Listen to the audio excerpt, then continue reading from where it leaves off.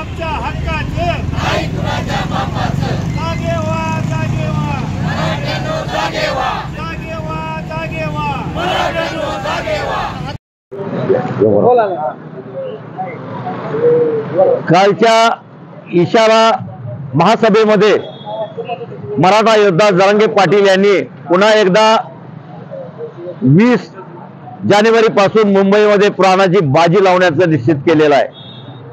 आज समस्त मराठा समाज एक प्रामाणिक नेतृत्व म्हणून जरांगे पाटलांच्या पाठीशी ठामपणे उभा आहे। आज तिसऱ्या वेळेला मराठ्यांची फसगत होत आहे। आता जो मराठा मुंबईमध्ये जाणार आहे तो शासनाची झोप उडवल्याशिवाय राहणार नाही आहे। शासन अजूनही निर्दिष्ट आहे।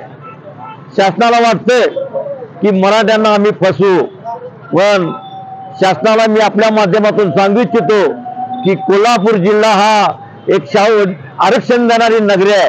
त्यामुळे या नगरीतून आम्ही हजारो गाड्या घेऊन मुंबईला उपोषणस्थळी जाणार आहोत आणि अशा पद्धतीनं राज्यातील ज्या गाड्यांचा ओघ बघितल्यानंतर या शासनाची झोप उडाल्याशिवाय राहणार नाही। त्यामुळे वेळीच शासनानं जागं व्हावं हे मी आपल्या पुढे नमूद करू इच्छितो।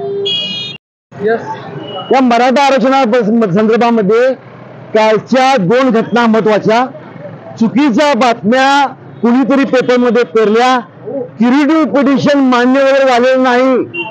रुटीन कोर्समध्ये क्युरेटिव्ह पिटिशन शासनाचं क्युरेटिव्ह पिटिशन माननीय सर्वोच्च न्यायालयाच्या रजिस्ट्रीमधनं कोर्टासमोर आलं, त्याची आता सुनावणी व्हायची आहे।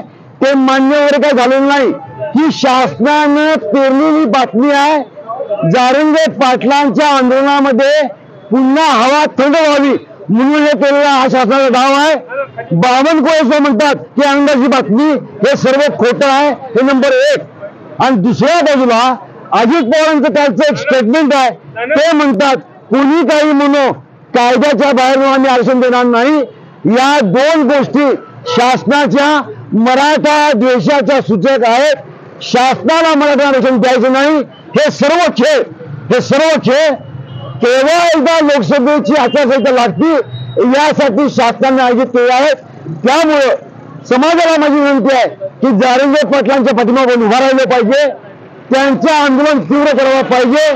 ते आंदोलन जर मोडलं शासनानं तर मराठ्यांना आयुष्यात पुन्हा केव्हा मराठा आरक्षण मिळणार नाही।